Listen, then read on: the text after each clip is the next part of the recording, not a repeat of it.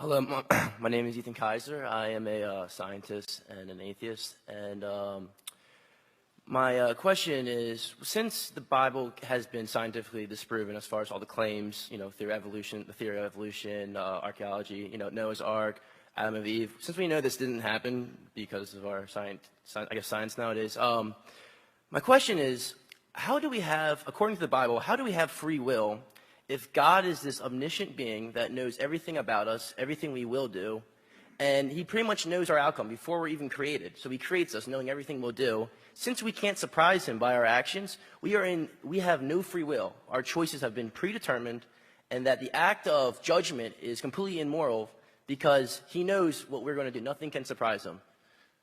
That's my question.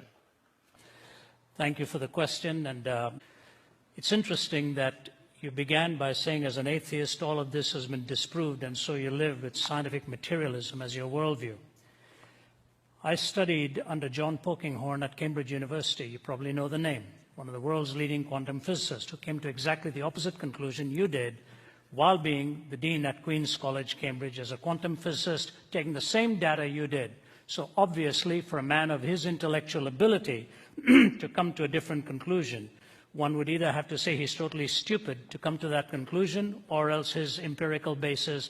Please don't keep shaking your head. Let me finish so that you can come and talk afterwards. So you'll ask to concentrate what we're saying here.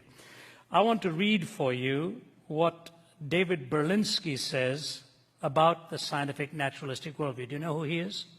No. One of the world's leading physicists who is an agnostic, borders on atheism, but took issue with Richard Dawkins's book, The God Delusion, and wrote a book called The Devil's Delusion. Here's what he said. Has anyone ever provided proof of God's inexistence? Not even close. Has quantum cosmology explained the emergence of the universe or why it is here? Not even close. Have the sciences explained why our universe seems to be fine-tuned to allow for the existence of life? Not even close. This is Berlinski talking. Are physicists and biologists willing to believe in anything as long as it is not religious thought? Close enough. Has rationalism and moral thought provided us with an understanding of what is good, what is right, and what is moral? Not close enough. Has secularism in the terrible 20th century been a force for good? Not even close to being close. Is there a narrow and oppressive orthodoxy of thought and opinion within the sciences? Close enough. Does anything in the sciences or in their philosophy justify the claim that religious belief is irrational? Not even in the ballpark. Is scientific atheism a frivolous exercise in intellectual contempt? Dead on.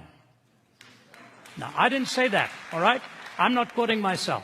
Please give me your name, sir. Ethan? Yes. Ethan, what you're wrestling with is not uncommon. Many people from a scientific and materialistic worldview will say what you've said and come to that conclusion. The problem is what you mispositioned was your concern between determinism and free will. At Cambridge, I listened to a talk at the Lady Mitchell Hall in 1990 by Stephen Hawking. His whole talk was on determinism and freedom. And you know what he concluded?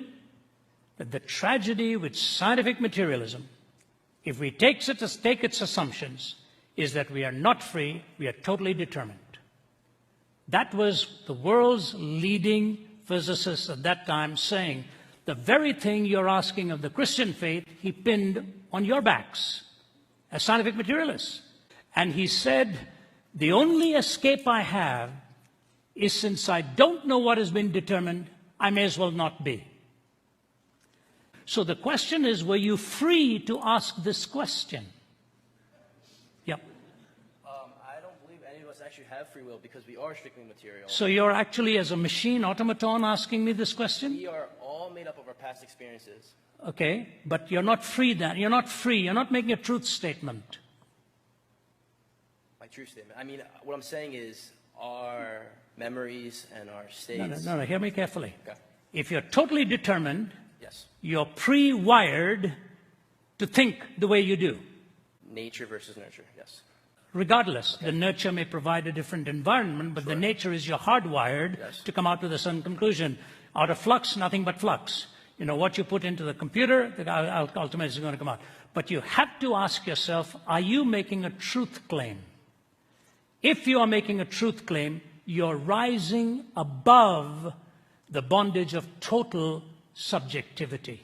And the moment you claim a truth claim, you're violating determinism. And so I just leave you with that.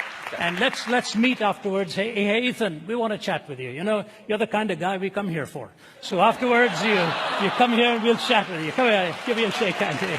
Blessings, love. Thanks, buddy. Thank you.